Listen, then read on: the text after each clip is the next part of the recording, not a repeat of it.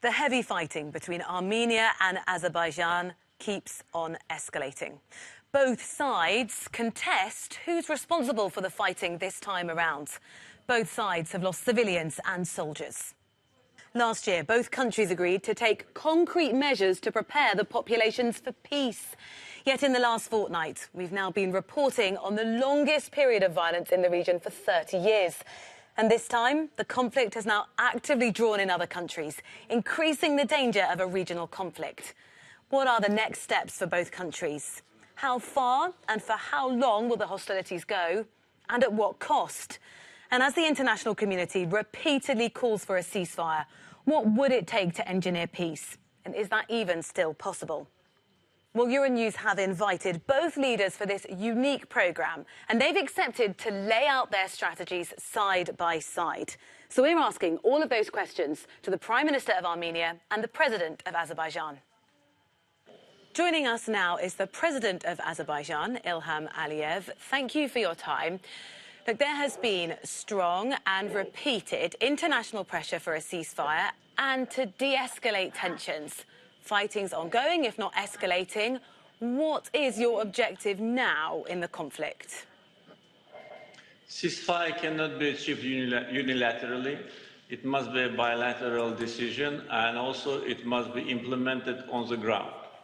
As you know, Armenia attacked us on the 27th of September, attacking our military positions and damaging our infrastructure, attacking civilians. So far, we have almost 30 civilians killed as a result of Armenian attack, including the ballistic missiles and cluster bombs.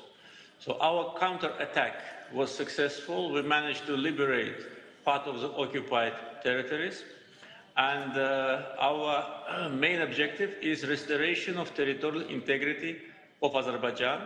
Armenia must give us a timetable for withdrawal of the troops from the occupied territories. And this timetable must be approved by the Minsk Group co-chairs, the countries which are mediators. And after that, I think the effort must be imposed on achieving the ceasefire. The countries that you're referencing have repeatedly asked for a ceasefire. Why isn't that happening now? Why are you not pushing for that to happen immediately? Because we've been a subject of attack for many times. During the last 3 months, there have been 3 attacks on Azerbaijan. One in July on the border between Armenia and Azerbaijan, far away from the region of Nagorno-Karabakh. And the goal of Armenia was to occupy new territories of Azerbaijan, and they did not manage to do it. Our army defeated them. Then, August 23rd, they sent a sabotage group to commit terror acts against our civilians and military personnel. That also was a failure for them, because the head of the sabotage group was detained, and he gives evidences exactly about what I'm saying. And in the end of September, they launched a massive attack on our villages and cities. I can tell you that up to today, we have almost 900 houses totally demolished or damaged, and many casualties and wounded people among civilians. And now, after Armenia is suffering a very bitter defeat, they're pleading for a ceasefire. They made violation of ceasefire themselves. They ignore United Nations Security Council resolutions which demand full, complete, immediate and unconditional withdrawal of Armenian troops. They want to keep status quo unchanged.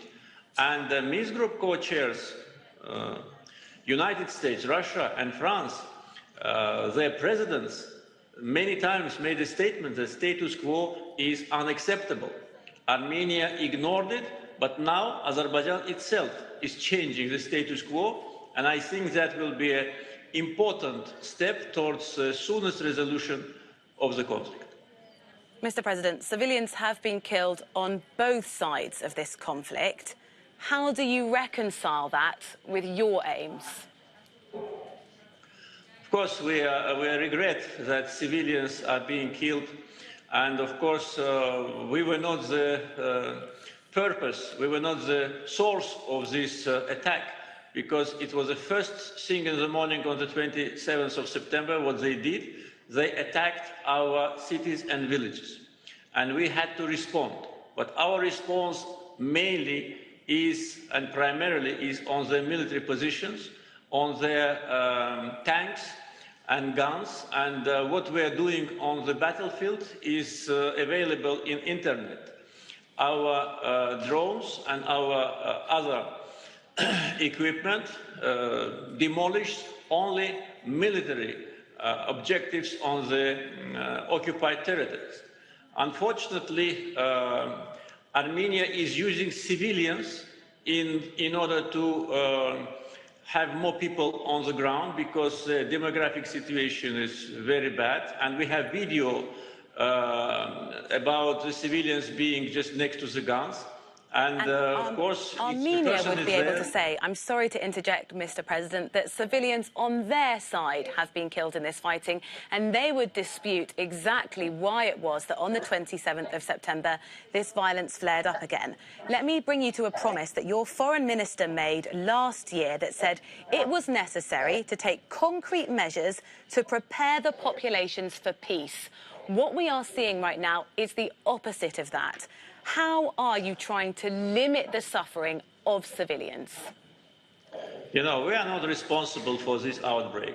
As I said, we were the subject of a physical attack from Armenian army, which is situated on the occupied territories of Azerbaijan. Apart from that, the current Armenian regime did everything in order to destroy the negotiation process. Exactly 1 year ago, Armenian Prime Minister at a rally in the occupied area of Azerbaijan made a statement that Karabakh is Armenian. And that statement actually destroyed the negotiation process because the principles which are on the table and which are the basis for settlement, they demand the return of the occupied territories to Azerbaijan. And when Armenian Prime Minister says that there will be not a centimeter of land to return to Azerbaijan, when he says that Karabakh is Armenia, when they organize illegal settlement of foreign people on the occupied territories, which is a brutal violation of Geneva Convention, they destroy negotiation process. After that, in order to make us responsible for that, they attack us 3 times, July, August and September, and when we beat them on the battlefield, they call everywhere, they make a plea to everyone, stop Azerbaijan. We want to stop, but we want occupation to stop. Therefore, the main message should be to Armenia. We are not on Armenian land, we are on our land. Our land. One thing that Armenia will say is that Turkey is really providing quite a strong influence here, including supplying things like military aid. To what extent would you say Turkey are accelerating and pushing your country and your actions in this conflict? This is absolutely false information. Turkey for us is a strong ally, partner and brotherly country. And of course, the statements express their position, and we are very grateful to the Turkish government, the Turkish president, Turkish people for this support. But Turkey in no other way is involved in this conflict. Armenia, bringing such a fake news to the media, wants to diminish the capacity of the Azerbaijani army. We are fighting ourselves. Yes, we purchase weapons from Turkey, but not only. Our main supply of weapons is not Turkey, and probably everybody knows about that. So the fact that we buy modern Turkish equipment, including the fighter drones, should not be a problem for anyone, because Armenia gets weapons free of charge. We pay for them, and Armenia gets free of charge. Turkey is no other way. We keep talking about weapons, and we keep talking about fighting here. Is diplomacy still an option? Will you sit down and have talks with the Prime Minister of Armenia to find a different way out of this conflict? I can tell you that during my term as a president, I had maybe tens of talks with 2 former Armenian presidents and the current Prime Minister. And during those previous debates, we made a substantial progress on negotiation table. We elaborated the principles which today are the basis for settlement of the conflict. And we were constructive. Negotiations are taking place since 1992. Can you imagine? For almost 30 years. And we were living with hopes mediators were telling us that you should wait a little bit, there'll be more constructive approach from Armenian side. But when this prime minister came to power as a result of the coup d'etat 2 years ago, he destroyed completely negotiation process. And I had meetings with him many times. But these meetings were absolutely senseless. And he told me that they are not going to give territories back. They told me that Nagorno-Karabakh must be, adjusted to Armenia. So these absolutely unacceptable demands to me and also unacceptable for mediators. Armenian government should change their position, should refrain from maximalistic position, should stop telling that Karabakh is Armenia because this is not true and this is destroying negotiation process. And of course, we are going back. By the way, tomorrow, our foreign minister will be in Geneva meeting with ambassadors of the Minsk group. And as far as I know, Armenian foreign minister was supposed to go there in the beginning of the month, but he ignored that. He is not there. Our foreign minister is there. It shows who wants negotiations and who was just accusations against Azerbaijan. President Aliyev, thank you for joining us on this special programme on EuroNews. Thank you very much for your time. Thank you. Joining me now is the Prime Minister of Armenia, Nikol Pashinyan. Prime Minister, the UN, the Minsk Group, the EU, they have all called for an immediate ceasefire, yet the fighting continues. So can you explain to us what are you aiming to achieve here? You see, the most important thing is that we welcome the international community and the OSCE Minsk Group co-chairs' acknowledgement of what has been happening. We have welcomed the statements of the OSCE Minsk Group, the co-chair, the countries, presidents and foreign affairs ministers.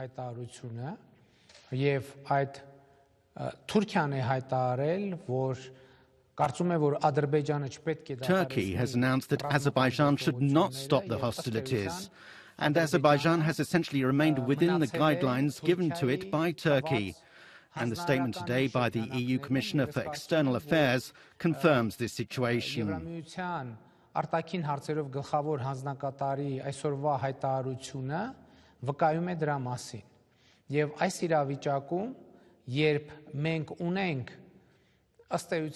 Bearing in mind that there are terrorist groups fighting on the Azerbaijani side, which are involved in the hostilities, who are recruited and transported to the conflict zone by Turkey, and the fact that the Armenians in Nagorno-Karabakh, at the very moment that I'm speaking to you, are under an existential threat,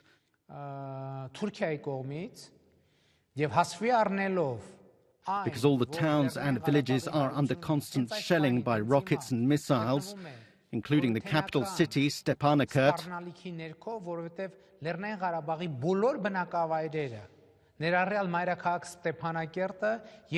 I think the international community in this situation should decisively act now and recognize the independence of Karabakh.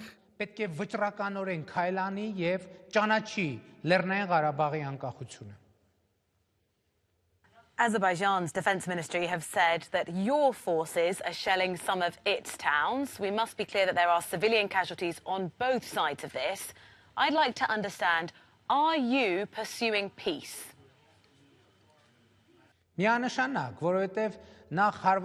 Absolutely.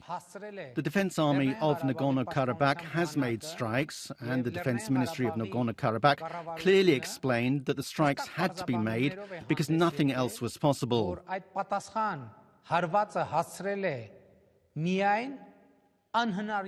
It was the only way to stop the Azerbaijani rocket attacks and the missile attacks against the towns and villages of Nagorno-Karabakh and against civilians.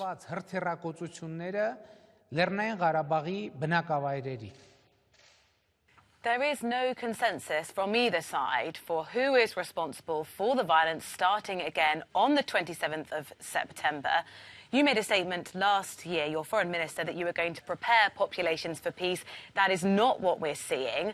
I'd like to understand to what extent you feel emboldened or at least supported to act because perhaps you feel that you are supported from Russia. To what extent is that driving some of your decisions and actions?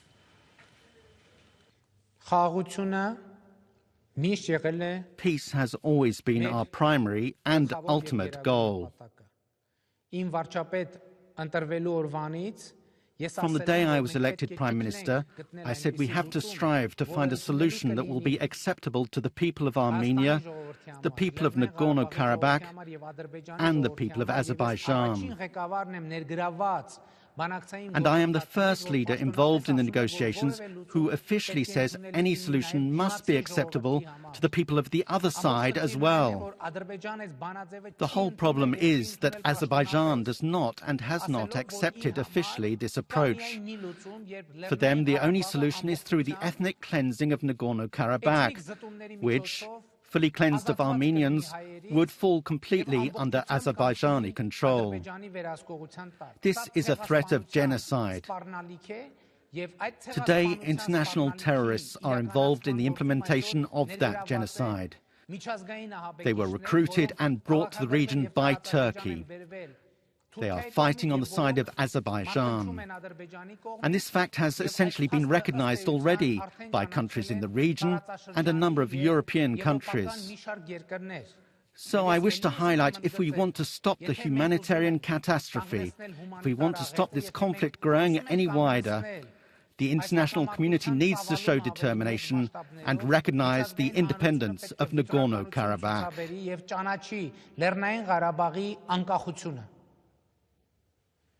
The international community are also looking to your actions, and we must stress there are civilian casualties on both sides. People have died in Azerbaijan as a result of actions that you have overseen. What measures are you taking in this conflict to try and limit the suffering of people caught up in this violence?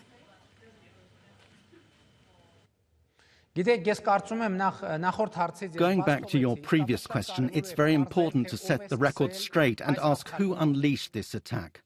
And I think in the international media and within the international community, there's sufficient information to know Armenia and Karabakh could not start this war, for the simple reason that we have no military tasks to accomplish here. The task we have is a political one.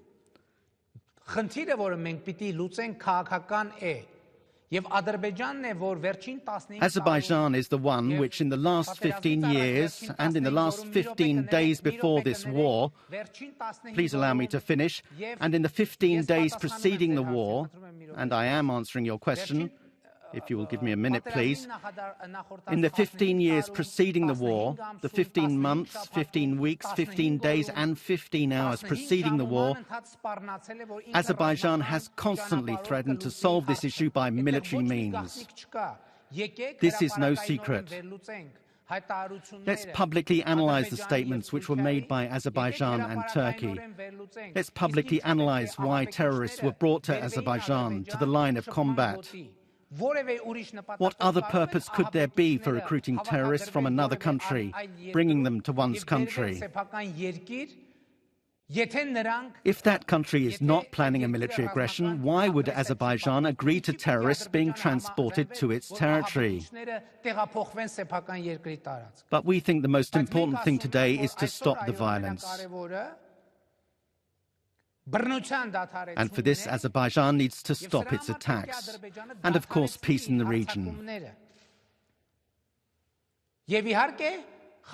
And the best tool for it, in our opinion, is the international community's recognition of the independence of Karabakh. Are you prepared to stop the attacks?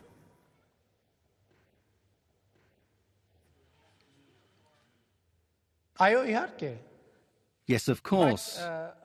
But this does not mean that we would wait and then let them come and commit genocide on our people. We have not attacked anyone. Our actions and the actions of Karabakh are only for self-defense. We haven't had and do not have the goal of killing anyone. Our only purpose is to protect the Armenian people from another genocide. Our purpose is self-defense. What would be an acceptable resolution for you? Is there a different way of finding a resolution to this conflict which doesn't involve violence? Our position has been and remains that the Karabakh issue cannot be solved through violence. No solution can be achieved through violence.